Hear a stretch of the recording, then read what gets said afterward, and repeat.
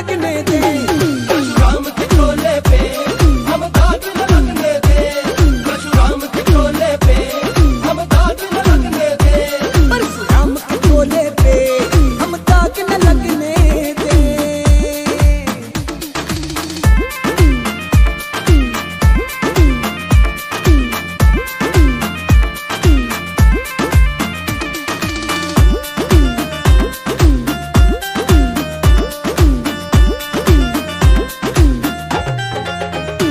परशुराम का हर शिष्य भीष्म बन जाएगा।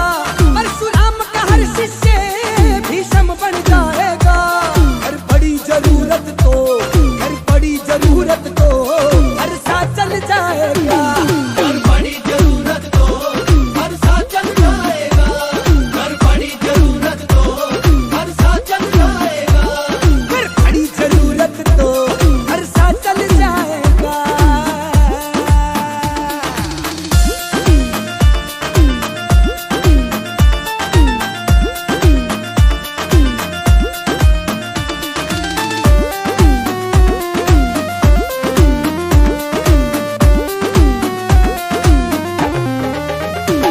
दुष्टों को चुन चुन कर परशुराम ने मारा है। दुष्टों को चुन चुन कर परशुराम ने मारा है। इतिहास हमारा था, इतिहास हमारा था, इतिहास हमारा है।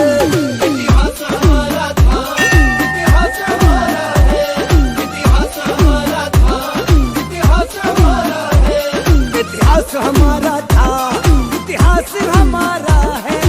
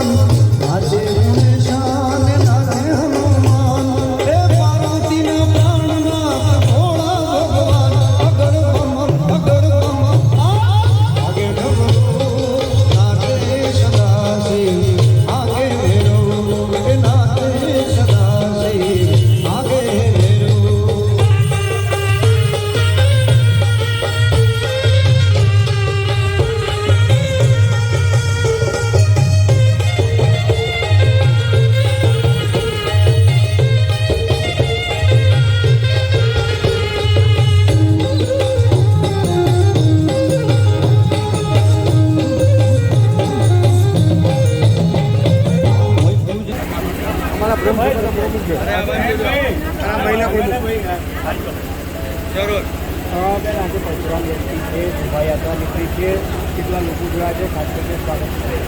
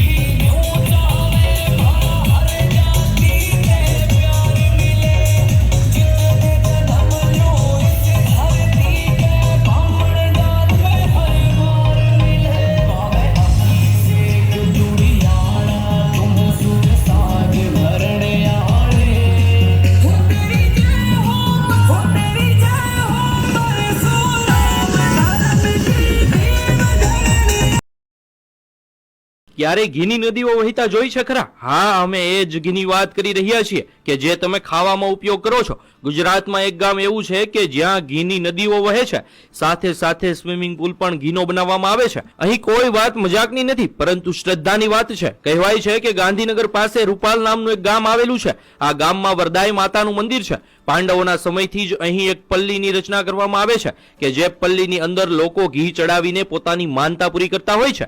લોકોની માનતાઓ અને આસ્થા એટલી બધી વધારે હોય છે કે પલ્લીમાં ચડતા ઘીને કારણે આખા ગામમાં ઘીની નદીઓ વહેવા લાગે છે. હવે સવાલ થાય કે એટલું બધું ઘી આવે છે ક્યાંથી? તો જે પણ વ્યક્તિની માનતા હોય એ 5 કિલો, 10 કિલો કે 15 કિલો ઘી માતાજીની પલ્લી પર ચડાવે છે અને પોતાની માનતા પૂરી કરે છે. આ રીતે ગામ આખું ઘીથી તરબોળ થઈ જાય છે. આ તો શ્રદ્ધાની વાત છે, પરંતુ માતાજી આવી રીતે ઘીનો બગાડ કરવાનું ક્યારેય ન કહી શકે. હા, શ્રદ્ધા પૂરી કરવા માટે આપણે પલ્લીમાં ઘી ચડાવવું જ જોઈએ, પરંતુ આવી રીતે ઘીનો બગાડ કરવો એ યોગ્ય નથી. કહેવાય છે કે આ ઘી કે જે રસ્તા પર હેમખેમ પડ્યું હોય છે એને કેટલાક ગરીબ લોકોમાં વિતરણ કરી દેવામાં આવે છે. રસ્તા પર પડેલું આ ઘી ખૂબ જ ગંદા સ્વરૂપમાં હોય છે, જે ખાઈને ઘણાના સ્વાસ્થ્ય પણ બગડી શકે છે. માતાજીની શ્રદ્ધાનો સવાલ છે તો આપણે જરૂરથી પલ્લીમાં ઘી ચડાવીને આપણી માનતા પૂરી કરવી જોઈએ, પરંતુ આવી રીતે ખરેખર ઘીની નદીઓ વહેડાવી ન જોઈએ અને તેમને બાળકોના પોષણ આપવા માટે ઉપયોગમાં લેવું જોઈએ. સદીઓથી આ પ્રથા ચાલી રહી છે, તેની સાથે લોકોની આસ્થા જોડાયેલી છે અને આસ્થા ખરેખર સાચી પણ છે.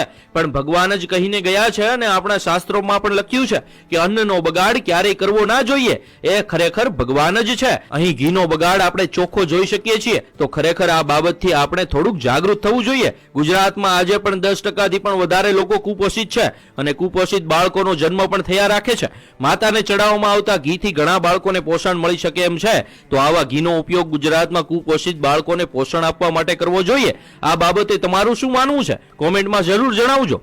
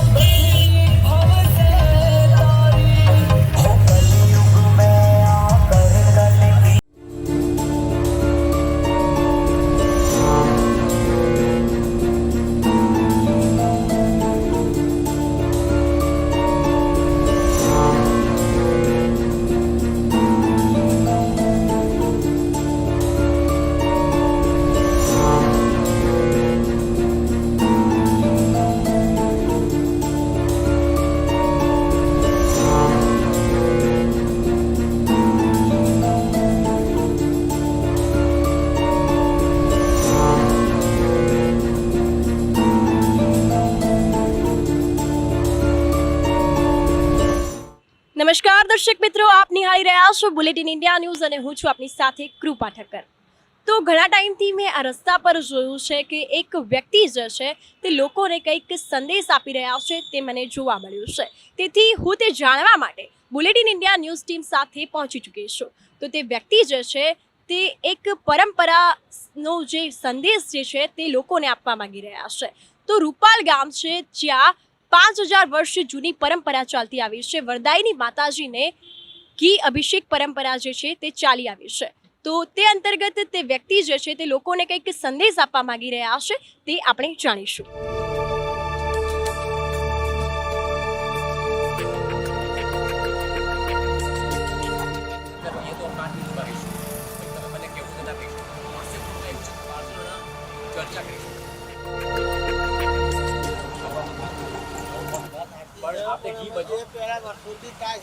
ઘીનો બગાડ થાય એ ઘીનો તમે છે ને ક્યાંક સદુપયોગ કરી શકો, બીજાને તમે ગરીબને આપી શકો, ખવડાવી શકો. ઘી તો નકલી ઘી જેટલું બને છે. હા એનો કરો ને એ બંધ કરાવો ને. આજે કરતા હોય ને આ બધું કેવું થાય છે? નકલી ઘી બંધ કરાવો, રોકલી ઘી બંધ કરાવો. બંધ કરાવો, લોકો કસી વાળા ઢોર જાય છે એ બધું બંધ કરાવો. આપણી ગવર્મેન્ટ બરબાદ થઈ ગઈ. આ તો આ એ જ થયું ને, તમે એક ધંધો લઈને ફરો છો તો એટલું કરો ને. બીજેપી બધી કરશે છે, બરાબર. એમને શું કહ્યું કે તમારી માનતા પૂરી કરશે માતાજી, પણ એક ચમચી ચડાવશો તો બાકીની પહોંચ પડાવો.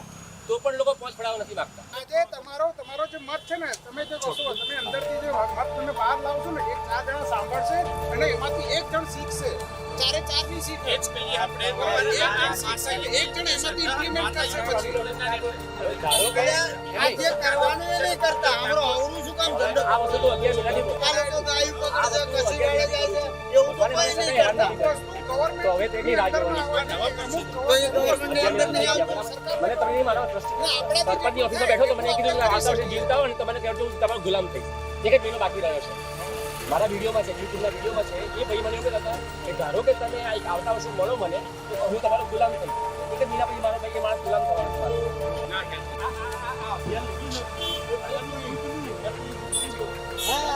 નકલી ઘીનું લો, તમે કામ કરો. નકલી પાણીનું લો, નકલી દૂધ પીવીને બાળકોની હા, એ નહીં કરો. તમે આપણું ઊંધું શું કામ પકડો છો? એક આ કામ તમે માતાજી કરો. આ શું કામ ગયા? આ કામ મને કરવા દો. તો આ કામ મને કરવા દો. તમે તો તારીખ 5 ઓક્ટોબર 2023 રૂપાલપલ્લી રથના સ્વયંસેવકો પ્રણામ. જય જય શ્રી વરદાઈ માતાજી. પલ્લીમાં રથ પર ઘી અભિષેકની કેટલા વર્ષ જૂની પરંપરા છે.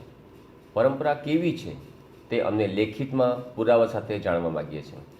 અમે જાણવા માગીએ છીએ કે નીચેના આપેલા 7 પ્રશ્નોમાંથી સાચી પરંપરા કઈ. પ્રશ્ન 7. લાખો શ્રદ્ધાળુની માનતાનું ઘી ટ્રેલરમાં બચેલું શુદ્ધ ઘી ટ્રેલર ખોલી ઘી ગામના રસ્તા પર ઢોળીને માતા શ્રી વરદાયીને ખુશ કરવાની તમારી પરંપરા છે. મારું નામ રાધેશ્યામ પટેલ છે. ઉંમર 62 વર્ષ છે. કાયદાકીય સલાહ લઈને પુરાવા સાથે હાઈકોર્ટમાં PIL કરવાનો છું. આ વર્ષે પલ્લી મહોત્સવ 2023માં વિચારીને મહોત્સવ કરશો, નહીં તો ભારે પડશે. અમારા ગ્રુપમાં વકીલોની ફોજ છે. અમારા ગ્રુપમાં રેશનાલિસ્ટોની ફોજ છે. જય જય વરદાઈ માતા. રૂપાલપલ્લી મહોત્સવ પરિવર્તન અભિયાન 2023 Radheshyam Patel 9023960692 only WhatsApp message.